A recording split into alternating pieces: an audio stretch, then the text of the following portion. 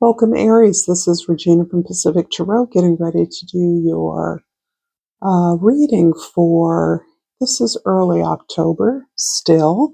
I have included a couple of decks that announce the entrance of uh, the season in preparation for going underground. So we're in harvest mode right now, and that is evoking all the celebrations of bounty and extracting the fruits of our labor, the fruits of the earth, and preparing for the opportunity to winter over, to draw in as we await the returning of the light. So this is in particular looking at the aspects of Venus, the planet that exemplifies our relationships with money, with others, with value and understanding of our value, balance, harmony, and our relationship to self as the basis for our relationship with others. And the aspects I'm looking at in particular are Venus opposing Neptune. That is where we are stripping away the illusions of the past, recognizing that our attachment to a romanticized or idealized past is really our opportunity to be free of the illusions of the past, those illusions that prompted us to give away our power, to anticipate that someone else could save us. The Venus trining Pluto is about really anchoring into our authentic selves. And Venus is also trining Uranus, which is about opening up to the unexpected, allowing ourselves to be freed by some illumination that we hadn't anticipated, that was unplanned, but that we're open to because we've shored up our sense of value, worth, and are grounded in that confidence, that faith in who we are. So I have pulled the Queen of Cups for your overall energy. And this is about really the sense of value and worth that you are prioritizing for yourself, that you are thoroughly healing, caring, nurturing, attending to your needs in a way that is grounding you in a belief in who you are, in the power of your emotions, in the ability to use your feelings to confirm that you're on the right path moving forward. This is beautiful energy. And underneath the deck, we have the Eight of Wands, which is about how quickly things are moving. New ideas, new opportunities to pursue the things that you want, opening up to the ideas of others, to the ways that others can support the general and the collective good. So there's a natural expansion that is attending right now. I'm going to pull an oracle card at the end of the reading. Now I'm looking at the 10th house, the midheaven, and that's the Knight of Wands. So this is indicating energy that you socially identify with. This is you in hot, enthusiastic, joyous pursuit of your desires. This looks like you're not only building something, but you're learning about something. You're exploring something that you have started or you want to start. You are pulling in the resources that are available to you. And this can be a little scary for you right now because this requires you to lean on others and not necessarily the familiar supporters or loved ones that you customarily look to for help.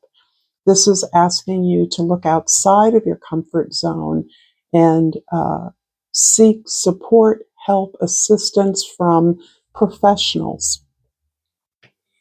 In the first house, this is your perspective, your energy as you move forward. And the Eight of Pentacles is the beautiful energy of your resolve to build something from scratch. Understanding this, building something, the courage it takes to do this is really based on your discipline, your work ethic, understanding that you have gain the knowledge and skills to advance aspects of a project on your own.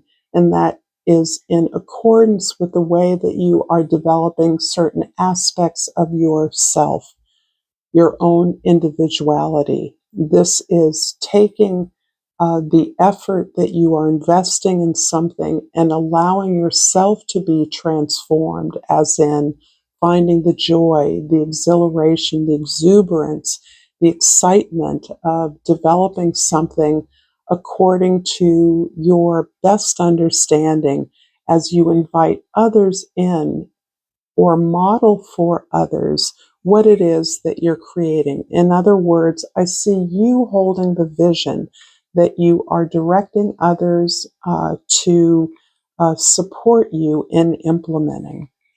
In the fourth house, this is the house of your home, your family. The moon is this deep openness and resonance to subconscious energies. This is very much in keeping with the season. The veil is very thin now as time is shifting on both the northern and the southern hemisphere.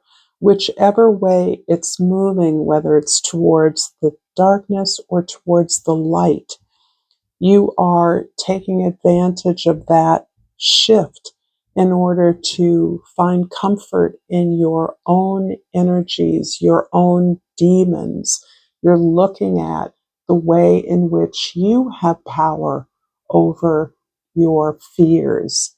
You can conquer your demons, but you can only do that through addressing them, facing them, looking at the uncomfortable things about your experience that have haunted you. In the seventh house of your relationships, the Four of Cups is about a feeling of dissatisfaction. I think something is not evolving in the way that you thought it would. I do think the ultimate gift of this fast moving time is that you are recognizing something you once wanted is not the match for you that you thought it was. You're understanding, you're looking at things in a much more level-headed way. You're counting the blessings and support that you have in your own environment. I don't believe you're taking that for granted. I believe that on the basis of that, you're looking at something that you once thought that you wanted, that you once wished for what it truly is. And you're considering whether this is something worth reestablishing or not. Whatever your decision is, you're engaged in the process of understanding your value, choosing those things that support you, that resonate with you, and then welcoming in or pursuing an offer or opportunity on the basis of the way it supports you. So I see a real change in the way for some of you, particularly those of you that would consider yourself overgivers. You have really turned the tables on the former way that you assessed, evaluated, or allowed yourself to resonate with what you believed was something for you. A match that you were able to discern, but were not really able to evaluate its benefit to you. And I don't mean its benefit in terms of strictly material terms, but in terms of how the mutuality, the reciprocity of an effort, an opportunity, or a relationship. That is now the basis on which not only do you anticipate or expect reciprocity, but you realize that a relationship is only revealed through the work that two people put into it. I'm going to clarify these cards and ask that if this reading is resonating for you, that you please like this video and subscribe to my channel to help it grow. I appreciate the support that you do give me. And I'm going to use Benicio del Toro's deck. I don't remember the name of it, to clarify this particular reading, because that's what I'm feeling like. I might mix that up with the Nightmare Before Christmas, Tim Burton's deck. So the Eight of Pentacles is clarified by two cards, the Seven of Cups and the Hanged. So this is talking very much about, and you notice that I unreversed the Hanged one. The Seven of Cups is indicating that you are working with discipline and focus, investing that sense of groundedness, value out of a variety of opportunities that are coming your way as you work along in a particular project. You are receiving multiple opportunities that distract you. You are receiving offers or invitations that once appeared worthwhile in and of themselves, but now you see as more distracting, something that is almost overwhelming and feels premature for you to where you envision you want to go with a particular project or effort. The Hanged one is about your sense of perspective, holding on to this larger perspective that you are gaining at this time, so that I believe you are seeing your work, your relationships in the context of larger collective awareness, uplift, perspective that is reminding you that you are a piece, a part of a larger project, a larger collective mission to open up opportunities, provide greater access, and the tools to work towards those. In the fourth house, the house of your home, your soul, the Moon card here is clarified by the Temperance card, also reversed, and the Justice card. This is a new deck, so they're sort of squabbled up a bit. The Moon, flanked by Temperance and Justice. Wow, this is really about a much longer life journey and life path that you've been on. It feels to me that you have been consciously healing up what you perceived as loss, heartache, sadness, even damage from the past.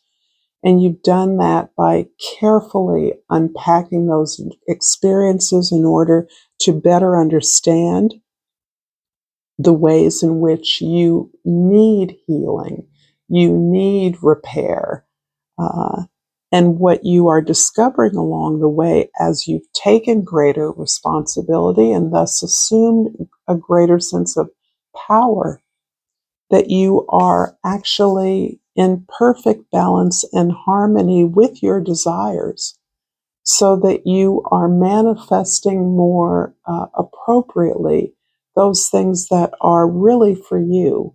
You're consciously releasing those things that have sapped your energy, that have required your remorse, regret, your sadness, this emotional emptying out of a lot of negativity in your perspective on your own activities in the past. And now you are free to recognize your power, your clarity, to manifest with a sense of discipline, practicality, and building towards the vision, the future, the family foundation that is really serving you and serving your entire collective. So there is a sense here that you are healing yourself as a precursor to being really available for others in an appropriate way. And this includes second guessing yourself and not believing that your life is worthy of as an exemplar to others. In the seventh house, the Four of Cups is clarified by the Wheel of Fortune and the Valet of Wands. The Empress was underneath that, and I'm going to take it. I think this deck is upside down, which must be an issue. So I see this way that you are evaluating relationships and opportunities in a way that matches your power, the power that you're still coming into, that you have still liberated from the past. And this has opened you up to unexpected uh, uh, change, opportunities, unpredictable illuminations, enlightenment, so that you are now in a position to uh, express yourself. Here is a repeat card, this moving forward into arenas that were formerly felt intimidating to you, that you didn't really have the courage to reach out into the professional realm, the realm that you were moving into uh, without feeling like an imposter or like feeling that you were over your head somehow, or that it was difficult to know what you wanted. You're now feeling greater ease in communicating the sense of balance and opportunity that you can handle. The Empress card is really emphasizing the sense that you have dispelled this idea that others heal you, others save you, or that you must give excessively in order to be worthy of the attention, care, respect of others. So there is a lot here about your understanding more deeply where the sense of overgiving comes from.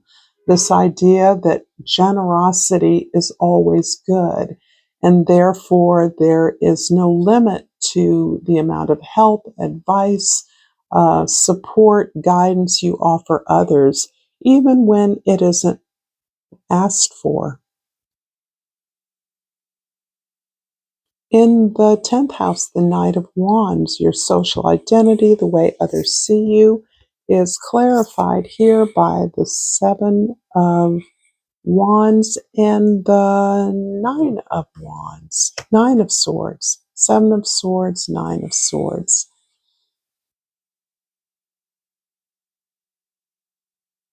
I believe that you are moving into areas that you once believed were naturally arenas of your power, places where you felt you had automatic authority.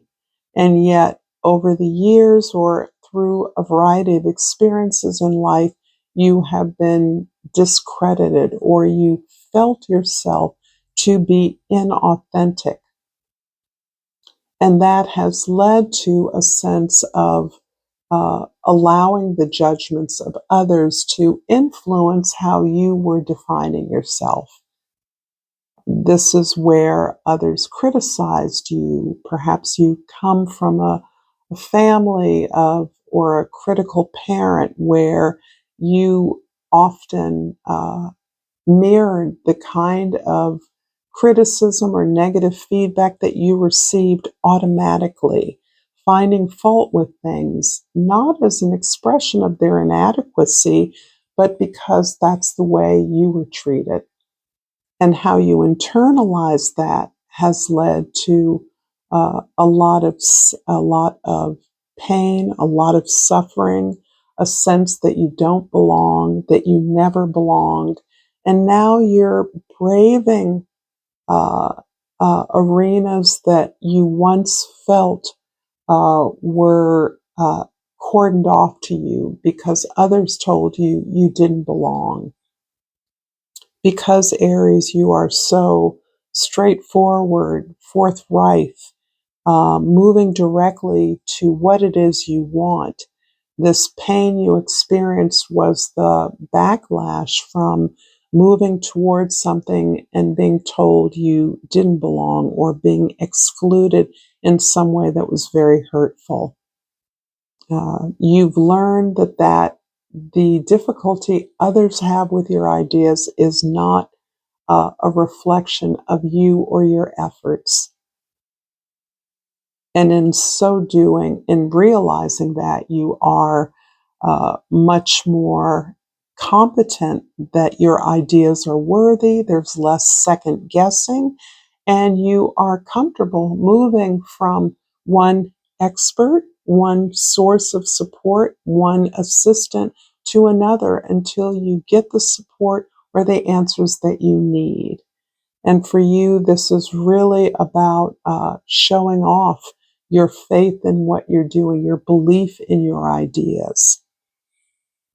I'm going to finish this reading with a Seed and Sickle Oracle card, and I have pulled the Pimpernel number 12, which is the number of the Hanged One. Don't be too freaked out by this image. I'm sorry. They're meant to be intentionally Halloween/ghoulish, but they might have a painful reference for some of you. So I'm not going to focus on the visual of this card, but rather on the title of the Hanged One. And the Pimpernel shares the number 12, which reduces to the number 3, which is the Empress. So we're going to focus on that because this image is a lot less intimidating. I'm going to look this up in our Dusk guidebook. And the Dusk guidebook is about energy, realizations, understanding that you need for yourself, rather than things, ideas, or energies that support your efforts out in the world. So Pimpernel, the Scarlet Pimpernel, owes its folk name wayward to a German legend. A girl who planned to sleep or to elope with her beloved arranged to meet him at a crossroads, but waited for days for him to appear, until eventually her feet took root and she turned into the first pimpernel flower. Life has brought you to a crossroads, and you may not know which road is the right one to turn down. But you're not the first person to have come to this junction. Others have gone before you, and their wisdom remains to watch over you. Whichever road you choose will be the right one. Thank you so much, Aries, for this reading. Thank you for your likes and your subscribes. Until next time, namaste.